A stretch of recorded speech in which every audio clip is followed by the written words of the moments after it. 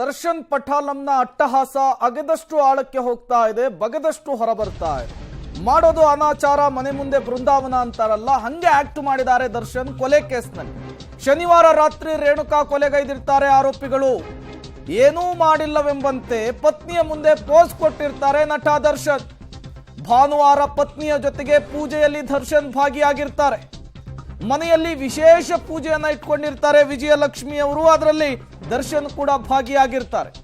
ಒಂದು ಕಡೆ ಒಂದಿಷ್ಟು ಕೆಲವು ಜನ ಆರೋಪಿಗಳು ಕೊಲೆ ಮಾಡಿ ಟೆಂಪಲ್ ರನ್ ಮಾಡಿದ್ರೆ, ಈ ದರ್ಶನ್ ಅವರು ಕೊಲೆಯ ನಂತರ ಈ ಶವವನ್ನ ಸಾಗಿಸಿದ ನಂತರ ಪೂಜೆಯಲ್ಲಿ ಭಾಗಿಯಾಗಿರ್ತಾರೆ. ಏನು ಆಗೇ ಇಲ್ಲ, ಯಾರಿಗೂ ಏನು ಗೊತ್ತೇ ಇಲ್ಲ ಅನ್ನುವ ರೀತಿಯಲ್ಲಿ ಎಲ್ಲವನ್ನೂ ಕೂಡ ಕವರ್ ಮಾಡುವ ರೀತಿಯಲ್ಲಿ ನಟ ಭಯಂಕರನ ರೀತಿಯಲ್ಲಿ ಆಕ್ಟ್ ಮಾಡಿದ್ದಾರೆ.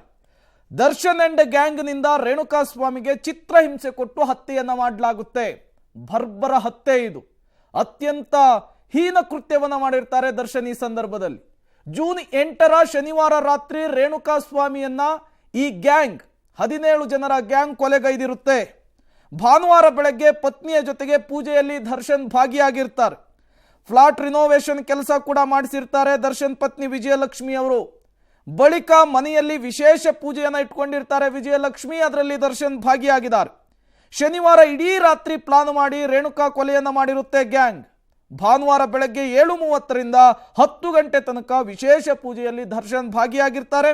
ಪೂಜೆ ಮುಗಿಸಿ ನಂತರ ಶೂಟಿಂಗ್ ಇದೆ ಅಂತೇಳಿ ಮೈಸೂರಿಗೆ ಹೋಗ್ತಾರೆ. ಮೈಸೂರಿನ ಆ ಖಾಸಗಿ ಹೋಟೆಲ್ನಲ್ಲಿಯೇ ಇವರನ್ನು ಅರೆಸ್ಟ್ ಮಾಡುವಂಥದ್ದು.